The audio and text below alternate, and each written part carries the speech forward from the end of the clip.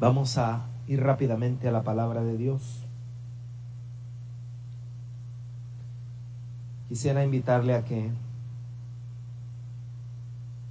abriera su Biblia en Romanos, pero si no, yo mismo se la pondré en pantalla. Hoy comenzamos una nueva serie que se llama ADN 503. ¿Cuánto dan gloria a Dios? Amén.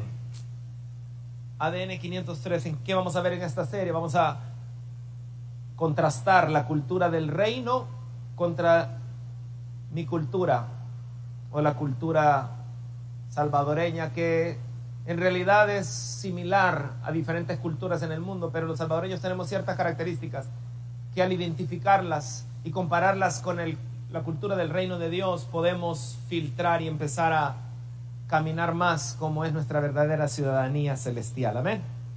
Para eso quiero leerle en la versión de Message este versículo de Romanos 12:2. Mire, dice la escritura, si quiere léalo en la pantalla conmigo: no te adaptes tanto a tu cultura que encajes en ella sin siquiera pensar. En cambio, fija tu atención, puede decir conmigo, fija tu atención en Dios. Mire qué poderoso está esto.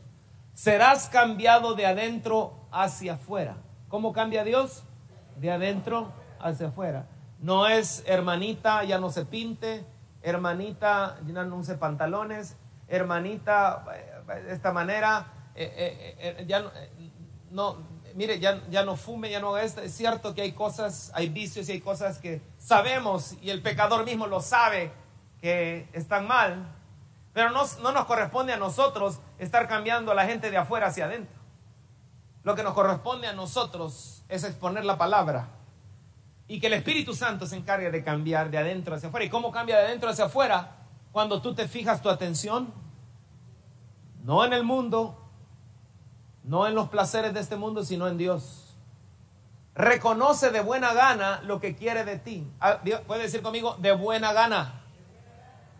¿Cree que es importante de buena gana? Sí, hay gente que viene a la iglesia de mala gana. Hay gente que hace inste de mala gana.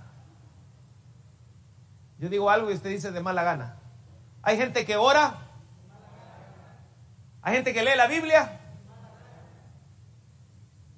Hay gente que saluda. Hay gente que alaba. Hay gente que escucha la palabra. Hay gente que abraza. Pero no se trata de hacerlo de mala gana, sino que de buena gana debemos reconocer lo que Dios quiere de nosotros y responde rápidamente. Oye bien, reconoce de buena gana lo que quiere de ti y responde rápidamente. Hay gente que sí reconoce lo que Dios quiere de él, pero no responde. Es cierto, salí de este culto y ya entendí lo que Dios quiere de mí. Voy a empezar a hacer buenas intenciones, pero en la práctica sigue igual. Nada cambia. A veces hasta peor. No acaba. A diferencia de la cultura que te rodea, siempre arrastrándote a su nivel de inmadurez, la cultura que nos rodea arrastra a inmadurez. ¿Puede decirlo conmigo? La cultura que nos rodea arrastra a inmadurez. Repitámoslo. La cultura que nos rodea arrastra a inmadurez. Dios, por el contrario, saca lo mejor de ti, desarrolla una madurez bien formada en ti. ¿Cuántos saben que nuestra meta es ser maduros a la manera de Jesús? No niños espirituales, sino ¿cómo se nota el maduro? Obviamente por los frutos. Por los frutos Dios nos conoce. Ahora, ¿usted cree sinceramente, ahora que acabamos de interceder por nuestra nación, ahora que acabamos de estar haciendo oración intencional, yo quisiera preguntarle a usted, ¿usted cree que el Señor ama esta nación? ¿Usted cree que El Salvador es lindo? Levanten la mano los que creen que El Salvador es lindo. Mire la persona que tiene la par y dile, eres lindo para el Señor. Pues tiene razón. El Salvador es amado por el Señor. Es una nación linda. ¿Verdad que tiene lugares bonitos? Tiene lugares preciosos donde surfear, por ejemplo. ¿Cree que los niños del Salvador son lindos? Merecen, ¿verdad que los niños de nuestra nación merecen que no abusen de ellos? Levante la mano quien cree eso. Ni un abuso más. Diga conmigo, ni un abuso más. Ni un abuso más. ¿Y sabe por qué creo yo esto? A mí me duele. Porque el Satanás quiere destruir futuros atacando desde la niñez. Bienvenido, Tito. Bienvenida. Nuestro país tiene gente bella. Y usted ni entiende, ni yo entiendo cuánto Dios ama a El Salvador. ¿Tenemos gastronomía rica? Sí, ¿verdad? ¿Cuánto no le gustaría una rica empanadita? Que Dios hiciera el milagro y nos diera empanadita. Pupusas. Que hasta internacionalmente, actores internacionales reconocen nuestra gastronomía. Y hay tradiciones, diga conmigo, tradiciones. Tradiciones, como los talcigüines, aunque ese que lo están latigando no hizo una pose muy masculina que digamos. Pero nuestra cultura tiene cosas lindas, cosas bellas. Y sabe, cuando hablamos de cultura y ADN 503, esta serie lo que queremos examinar es la cultura. Y decimos ADN porque el ADN es el código genético que se traslada fisiológicamente de una generación a otra a través de neuronas y que de alguna manera determinan nuestra manera de ser. La cultura es el conjunto de expresiones y tradiciones de un pueblo y estas consisten de costumbres, prácticas, códigos, normas, reglas, paisaje, de la manera de ser, vestirse, religión, rituales, normas de comportamiento y sistemas de creencias. Mire qué interesante es. Ahora, ¿cómo somos los salvadoreños? ¿Cómo cree usted que somos los salvadoreños? Bueno, me di la libertad de googlear El Salvador. No hace una semana, no hace un mes, no hace un año, sino hace pocas horas. Y lo que sale en Google nos habla un poquito de la condición actual de nuestro país. Quiero hablarle rápidamente de dos elementos de nuestro código genético que están arraigados desde la raza pipil y de alguna manera se siguió fortaleciendo en el camino, pero son cosas que hasta hoy en día afectan familias y nuestra sociedad. En primer lugar, cuando examinamos el ADN 503, al googlear El Salvador, lo primero que me salió fue lo que aparece en pantalla. Brutal golpiza de asaltantes ancianas en la colonia Escalón. Conductor y gestores de tránsito sostienen riña en cercanías de Salvador. Plantel de Saprissa sufrió intoxicación alimenticia en El Salvador. Asaltan a presidente de Sonsonate Fútbol Club en Nahuizalco. ¿Cómo es el salvadoreño? Debemos entender en primer lugar que hay algo que está en el ADN del salvadoreño y es la violencia. El salvadoreño tiende a la violencia. Cuando vemos, yo no sé si usted tuvo la oportunidad de ver este video,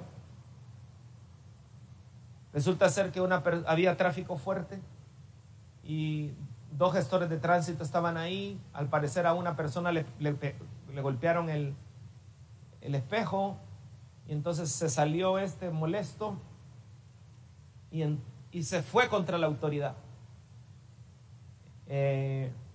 a pegarle a la autoridad. Como los gestores de tránsito no tienen pistola,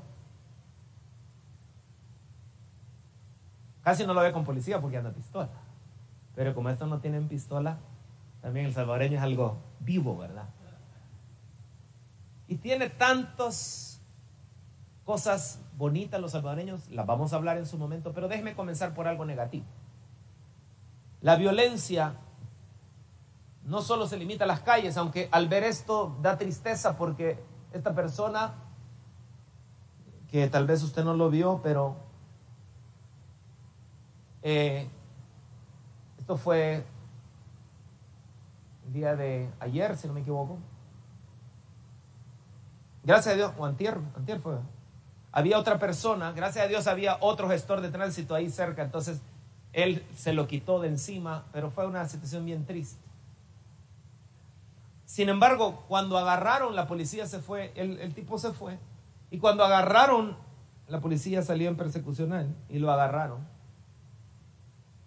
Yo no sé si alguno de ustedes tuvo la oportunidad de ver cuando lo agarraron. ¿Alguien vio ese video cuando lo agarraron? Y cuando él estaba frente a las cámaras. Hizo algo que cambió la situación. Dijo: merezco que me hayan agarrado. Lo que hice estuvo mal, cometí un error. Y una situación muy mala, pero el tipo reaccionó bien. No tomó el lugar orgulloso de echarle la culpa a ellos, sino dijo: las autoridades no se deben atacar, y yo me enojé, hice lo que no tenía que hacer y reconozco que hice mal. Algunos dirán, tal vez lo hizo porque, usted sabe, estaba ante las cámaras y pues la verdadera intención del corazón solo Dios la conoce. Pero en realidad, amados hermanos, vemos violencia en los hogares. Vemos esposos que les pegan a las esposas y creen que eso está bien. Hay violencia verbal. Aún dentro de la iglesia vemos violencia verbal entre hombres y mujeres. Debemos entender que en el reino de Dios tenemos una cultura diferente que no tiene nada que ver con ese tipo de violencia. En el reino de Dios, por el contrario, lo que debe reinar es la paz de Cristo. La Biblia dice en Isaías capítulo 30, por tanto el Santo de Israel dice así: porque desechasteis esta palabra y confiasteis en violencia.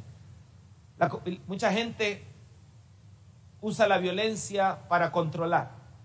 ¿Por qué mucha gente se vuelve violenta? Porque en el fondo son gente que tiene debilidades, tiene inseguridades, se siente impotente, y a través de la fuerza bruta creen, más bruta que fuerza, creen que a través de eso pueden obtener el control.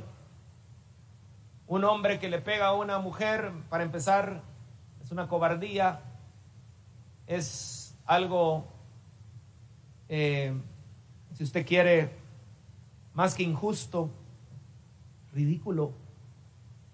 No puede una persona aceptar eso, y una mujer que está siendo violentada, o un hombre que está siendo violentado, aunque se ve menos, pero también se ve, debe poner un alto a eso y deben buscar ayuda. Porque en el ADN del cielo vemos a un señor que se encontró con violencia cuando había gente endemoniada. Dice la Biblia que un demonio agarraba y lo violentaba contra el suelo a un muchacho. Pero cuando Cristo viene, Él cambia la violencia en paz. Cuando Cristo gobierna en un hogar, no puede dar lugar a la violencia. podemos venir de contextos donde ha habido mucha violencia, pero amado hermano, a veces el contexto es tan fuerte que lo empezamos a ver normal. Tal vez para algunos hablar de esto es algo que lo consideran inaudito. O hablar de esto, dicen, hermano Ricardo, no pierde el tiempo hablando de esto porque obviamente eso no se ve en la iglesia cristiana, pero la realidad es que sí se ve en la iglesia. ¿Cómo es posible que todavía prestemos nuestra lengua a violentar, maldecir y ofender, cuando en realidad esta lengua fue creada para ser fuente de agua dulce y no de agua amarga, dice la Escritura en Santiago? Amado hermano, usted no es, antes de ser salvadoreño, ahora que está en Cristo, que la sangre está sobre usted, usted es ciudadano celestial. Y como ciudadano celestial no puede adoptar o amoldarse, como leímos a un principio. La Biblia dice, no te adaptes tanto a tu cultura que encajes en ella sin siquiera pensar. Muchas veces nosotros, porque un papá fue violento, nos modeló violencia y creemos que eso es lo normal en el hogar. Tenemos tíos que nos dicen, de vez en cuando, muéstrale a tu esposa quién manda. De vez en cuando tienes que ejercer dominio para que ellas sepan quién es el que manda. Pero en realidad el verdadero buena cabeza, la Biblia dice que debemos amar a la esposa como Cristo amó a la iglesia y se entregó a sí mismo por ella para santificarla. ¿Cómo se entregó Cristo a la iglesia? Dios no es un Dios violento con nosotros, con cuerdas de amor. Él nos envolvió y hoy estamos aquí porque pudiendo destruirnos no lo hizo, sino nos dio su misericordia, su bondad, porque vaya que merecíamos que nos fulminara, pero Dios ha tenido misericordia de nosotros. Denle un aplauso al Señor por su misericordia.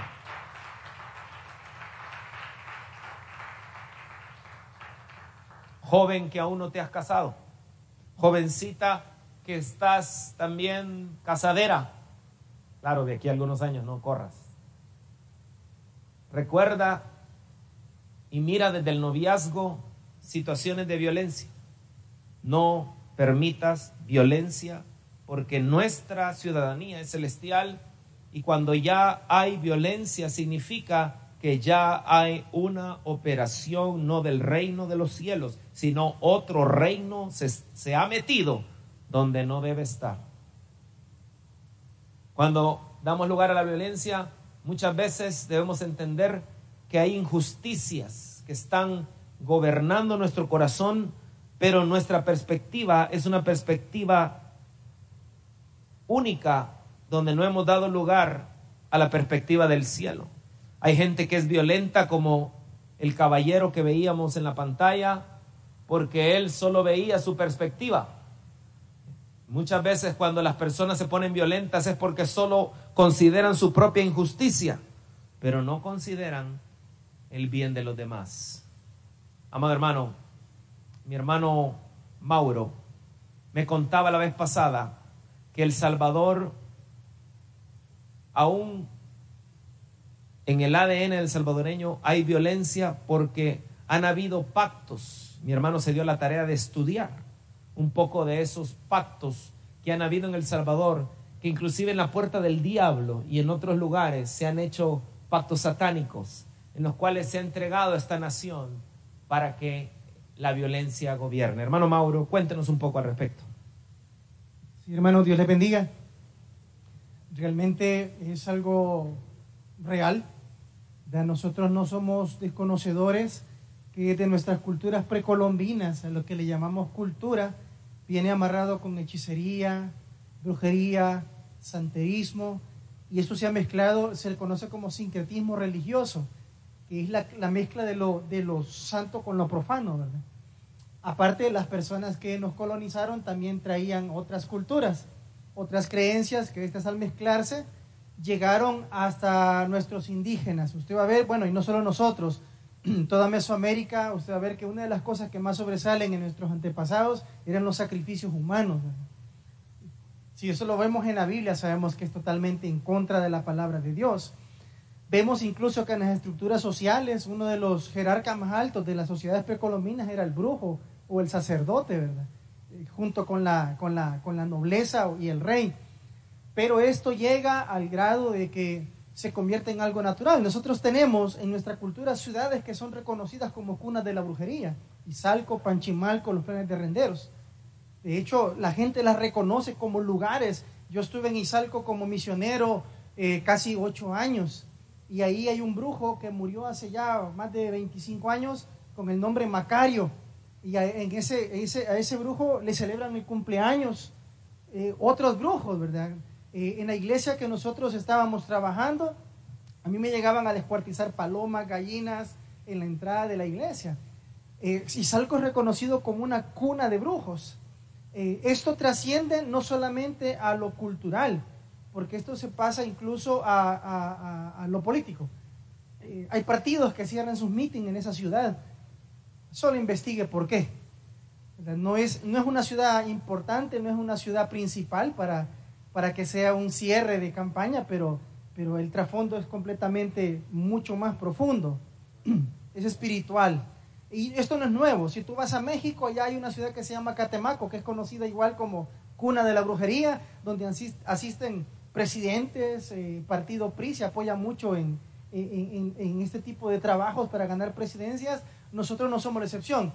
Pero ¿qué quiero llegar? Que esto llegó tan a fondo de que trasciende hasta que esto es adoptado por familias, ¿verdad? Nosotros tuvimos en el pasado 14 familias que eran las que gobernaban la ciudad de San Salvador y el país.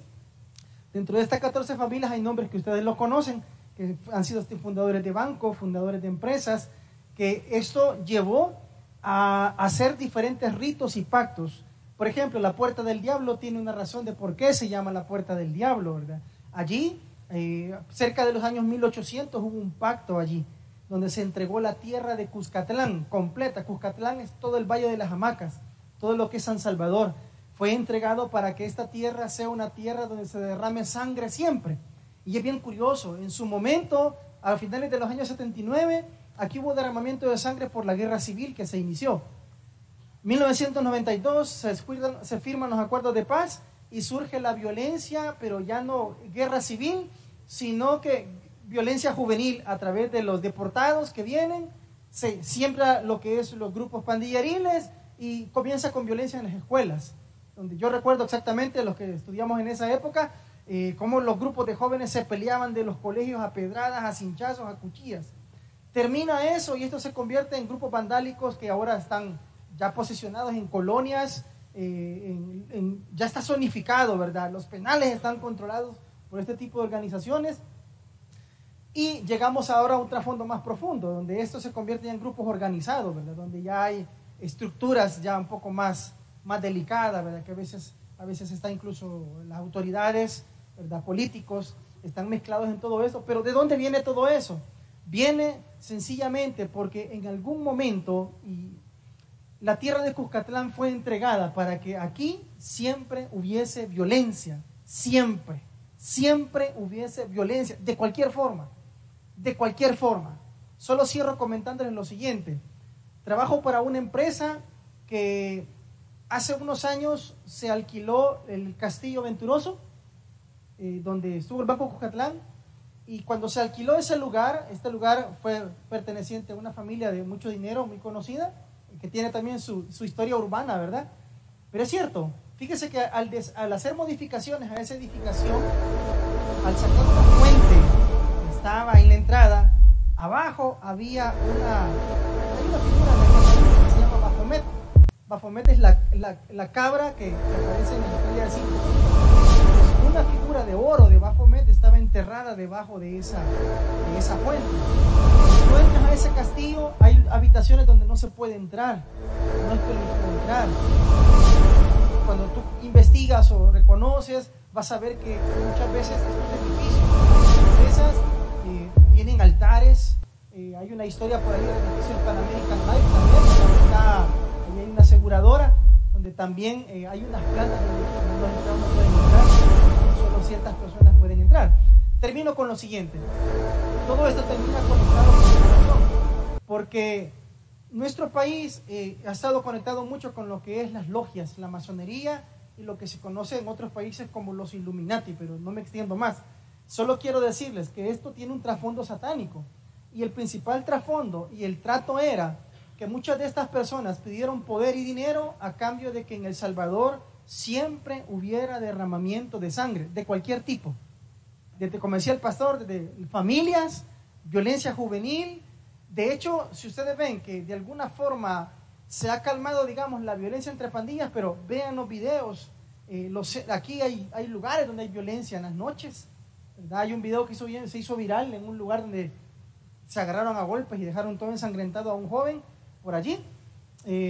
Bueno, es un país, hermano, nuestro país, y por eso el pastor decía que teníamos que orar y liberar. Yo le decía a él en esa conversación que ojalá un día, en el nombre de Jesús, la iglesia de Jesucristo un día pueda luchar y ir a esos lugares y romper esos tratos que han habido en esos lugares. Yo conocí a una hermana, y con esto finalizo, brasileña. Ustedes la pueden buscar en el YouTube, ella se llama Vilma de Souza. Vilma de Souza fue una de las brujas más poderosas de Brasil. Ella le ayudó a Collor de Mello a ganar la presidencia a través de este tipo de trabajos. Y ella mencionaba, al convertirse a Cristo, ella vino acá al país a dar una conferencia. Dios me dio la oportunidad de platicar con ella, y ella me comentaba que dentro de ese mundo de la hechicería hay dioses de los cerros, potestades de los mares. Solo viajen a cuando el Señor Jesús le habla a la tempestad, ¿verdad? Casi todos creen que le habló al mar y al viento, pero hay un trasfondo más profundo, ¿verdad? Termino diciéndoles que esta persona me explicaba y me decía que hay este tipo de dioses. Nosotros estamos dentro de este tipo de cosas. Incluso las fiestas agostinas, si usted investiga en honor a quién es, en teoría es al divino salvador del mundo, ¿verdad? Pero en realidad no es al divino salvador del mundo, porque no es a Jesucristo a quien se honra, ¿verdad? Sino que son potestades. En esta ceremonia pues se cierra con una ceremonia en el centro de San Salvador, donde ni la gente sabe lo que están diciendo porque es en latín, ¿verdad? Pero en la traducción de esa oración, la persona que dirige esa oración dice esta frase, que él entrega este país al Dios de este mundo, y lo hace pues la persona que dirige esa reunión, ¿verdad? Y según la palabra de Dios, todos sabemos que a quién la Biblia llama Dios de este mundo. Amén. Entregamos el Salvador a Jesucristo. Amén. El aplauso al Señor. Y vamos a terminar, pero déjeme decirle solo uno más, una característica más en el ADN salvadoreño, una más. ¿Se aguanta? Se aguanta. Tal vez, no sé si las servidoras me pueden ayudar a repartir un refrigerio en este momento que tenemos para ustedes. Si pudieran ayudarme a repartir a cada uno.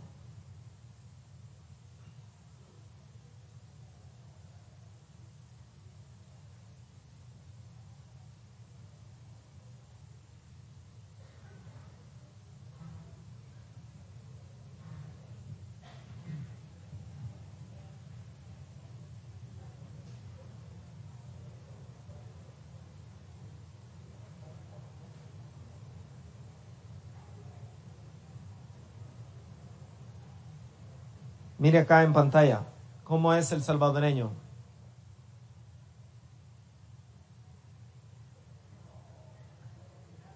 No. ¿Usted cree que el salvadoreño es exagerado?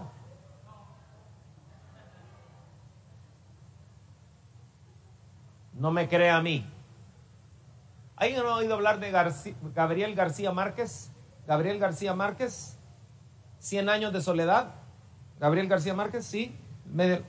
Premio Nobel de la Literatura. Gabriel García Márquez. Ok, Gabriel García Márquez escribió algo sobre El Salvador. Y entre lo que escribió, puso, los salvadoreños. Qué difícil pregunta. Le preguntaron, a él le preguntaron precisamente qué es un salvadoreño. Gabriel García Márquez le preguntaron qué es un salvadoreño. Entonces, es un poquito extenso. Ahí seguimos hablando en ADN 503, pero déjeme mostrarle un extracto de lo que dijo Gabriel García Márquez. Gabriel García Márquez decía, a los salvadoreños, qué difícil pregunta. No se les hable de lógica, pues eso implica razonamiento y mesura, y los salvadoreños son hiperbólicos y exagerados. Por ejemplo, si te invitan a un restaurante a comer, no te invitaron al mejor restaurante del pueblo, sino al mejor restaurante del mundo. Cuando discuten, no dicen, no estoy de acuerdo con vos, sino, estás completamente equivocado. ¿Tiene o no tiene razón Gabriel García Márquez? La verdad que sí. Exagerar es mostrar una cosa. Buen provecho a todos. Ya vi que no quiere comer, sino que se lo quiere llevar. Pero exagerar es mostrar una cosa de manera que sus cualidades parezcan más grandes o importantes de lo que son en realidad. Hacer que una cosa sobrepase los límites de lo verdadero, natural, normal, justo o conveniente. ¿Por qué nosotros hacemos que una cosa sobrepase los límites de lo verdadero, natural, normal, justo o conveniente? ¿Dónde comenzó eso? Buen provecho, sí puede comer. Puede comer. Tome libertad para comer, no hay problema.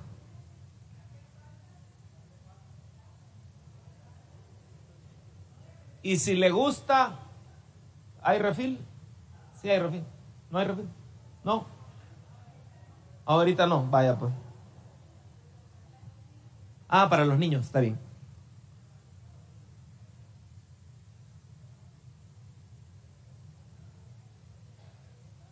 ¿Dónde comenzó la exageración? En el huerto del Edén. Mire qué pasó, lo que pasó en el huerto del Edén.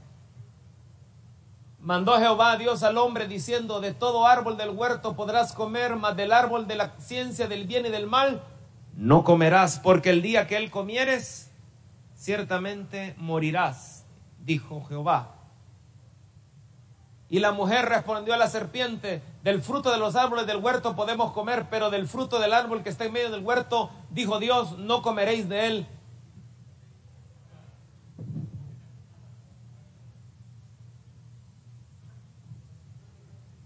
¿Eso dijo Dios? ¡Qué exagerada! Ni le tocaréis, dice.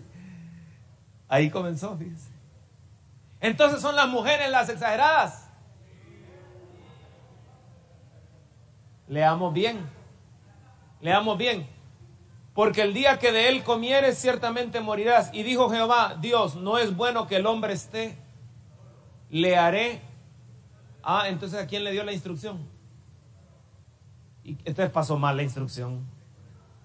Pasó mal la instrucción de plano. O la pasó mal o le agregó Eva. El punto es que los dos exageramos.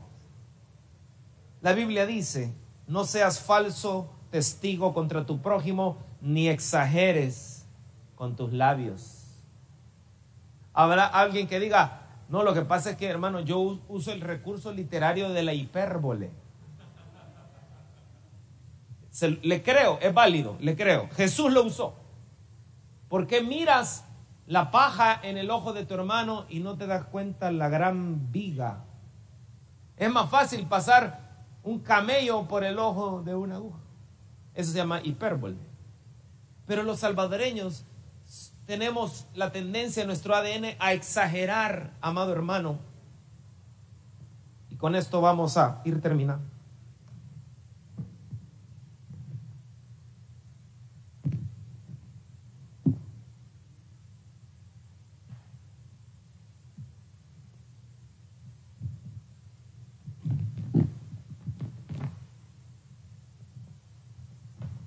Muchas veces nuestras preocupaciones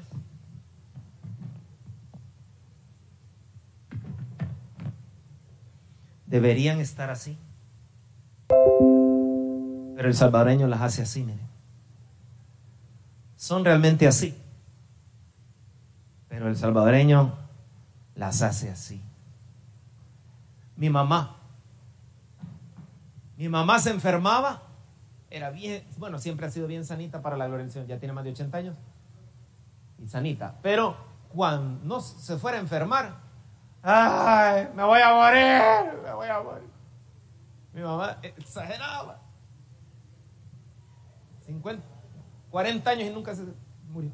Gracias a Dios. Pero mi mamá no es la única. Tendemos a la exageración y muchas veces en esa exageración traemos a nuestra vida cosas irreales y afectan nuestra salud. La Biblia dice: deposita toda ansiedad sobre Él, porque Él tiene cuidado de ti. Muchas veces el problema más serio es que Dios está así y las preocupaciones así. A veces las preocupaciones están muy grandes, pero Dios muy pequeño en ti. Mi pregunta en esta hora es: ¿cuántos están dispuestos a cambiar y hacer a Dios más grande? Porque Él sí es grande, con Él no exageras, Él sí es todopoderoso, no hay nada difícil para Él. Mantén tus preocupaciones chiquitas, pero a tu Dios exagéralo, porque nunca vas a llegar al tope con Él. Si tú crees, ¿será que Dios puede sanar a una persona desahuciada? Si resucitó a alguien que ya podrido estaba, ya olía mal, ¿qué no podrá hacer el Señor? Pero el problema es nuestra actitud en medio de la prueba. La Biblia dice que había un pueblo llamado el pueblo de Israel. Y con este último ejemplo quiero terminar. Pero para ilustrarlo mentalmente quisiera mostrarle en pantalla una imagen, nada más, si usted me lo permite.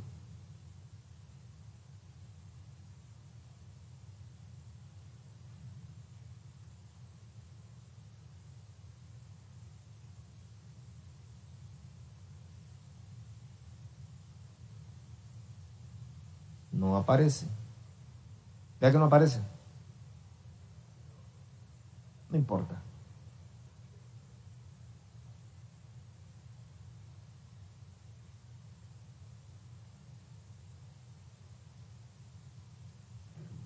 ¿Aparece ya en pantalla? Esa.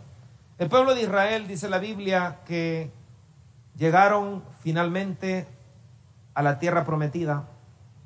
Y Moisés, Dios le habló y le dijo: envía tú hombres que reconozcan la tierra de Canaán, la cual yo doy a los hijos de Israel. De cada tribu de sus padres enviaréis un varón, cada uno príncipe entre ellos. Y así lo hizo Moisés. ¿Está conmigo acá? Puede echar la basurita ahí. Y Moisés los envió desde el desierto de Parán, conforme a la palabra de Jehová, y todos aquellos varones eran príncipes de los hijos de Israel. Los envió pues a reconocer la tierra de Canaán, diciéndoles: suban al Negev, subid al monte y observar cultura. Él les dijo que observaran la cultura. Mire, observar la tierra, cómo es el pueblo que la habita, cultura. Si es fuerte o débil, si poco o numeroso, cómo es la tierra habitada, si es buena o mala, cómo son las ciudades habitadas, si son campamentos o plazas fortificadas, y cómo es el terreno, si es fértil o estéril, si en él hay árboles o no, y esforzados si tomad del fruto del país. Y era el tiempo de las primeras uvas. En otras palabras, le mandó a ver la cultura, mas no a juzgarla, solo a verla, para traer un informe. Y se fueron de Cades Barnea, subiendo por Arad, Hebrón, Betel, y ciertamente encontraron gigantes. Encontraron los hijos de los gigantes de Anac. Siguieron subiendo por el lago de Galilea, vieron ciudades fortificadas, hasta que llegaron a Rehob. Llegaron a Rehob y realmente se dieron cuenta que sí era una tierra que fluye leche y miel. Y dice la Biblia que trajeron un racimo, pero solo un racimo era una cosa que entre varios la trajeron, para que se dieran cuenta como si era una tierra bendecida. Y entonces dieron su reporte. Y en el reporte dijeron que 3 cosas: son muy fuertes, está fortificada y hay gigantes. Lo repito, son demasiado fuertes, hay ciudades fortificadas y ¿qué le dije? Hay gigantes. Entonces se levantó Caleb, hizo callar al pueblo delante de Moisés y dijo: subamos luego y tomemos posesión de ella, porque más podremos nosotros que ellos. Diga conmigo: exageración. En la Biblia nos habla que la exageración venía de una fuente de temor, de descontento, de incredulidad. Y aunque solo Josué y Caleb dieron un reporte bueno, los demás, o sea, 11 personas dijeron, mire lo que dijeron: no podremos subir contra aquel pueblo porque es más fuerte que nosotros. Exagerado. Y hablaron mal entre los hijos de Israel de la tierra que habían reconocido, diciendo: la tierra por donde pasamos para reconocerla es tierra que traga a sus moradores. Exagerado. Y todo el pueblo que vimos en medio de ella son hombres de grande estatura. Todo el pueblo dijeron. Y era mentira, solo los hijos de Anac. No eran todos. Diga conmigo: exagerado. También vimos allí gigantes, hijos de Anac, raza de los gigantes, y éramos nosotros a nuestro parecer como langostas. Y no langosta termidor 3 quesos, sino langostas, los chacuatetes, saltamontes, Esperanza, como le quiera llamar, chapulín. Y así les parecíamos a ellos. ¿Cómo que así les parecíamos a ellos si ni habían tenido contacto con ellos? Diga conmigo: exagerado. Termino con este versículo, amado hermano. La exageración es producto de que usted está viviendo demasiado por vista y no por fe. Ese fue el problema del pueblo de Israel. Y los salvadoreños tendemos a ser muy exagerados. Exageramos nuestros problemas. Y yo solo quiero terminar de una manera diferente hoy. ¿Cuántos quieren hacer a Dios más grande que cualquier problema? Yo quiero invitarle a que usted, en un acto de fe, escriba aquí su problema y que lo venga a dejar dependiendo el tamaño de su Dios. Si es así, pues póngale en la cajita pequeña. Pero los que creen que tienen un Dios grande, que hasta esta cajita se queda pequeña, y si quiere un lapicero, ahí los servidores me van a ayudar a repartir si usted quiere, pero escriba con fe, no dudando nada. Hágame un favor, escriba. Con esto vamos a terminar. Yo voy a pedirle a Jamie que se vaya preparando. Escríbalo. Si usted necesita un lapicero, levante su mano para que le den un lapicero y préstelo después para que el otro también pueda escribir. Y ponga su problema aquí y tráigalo delante del Dios grande que tenemos.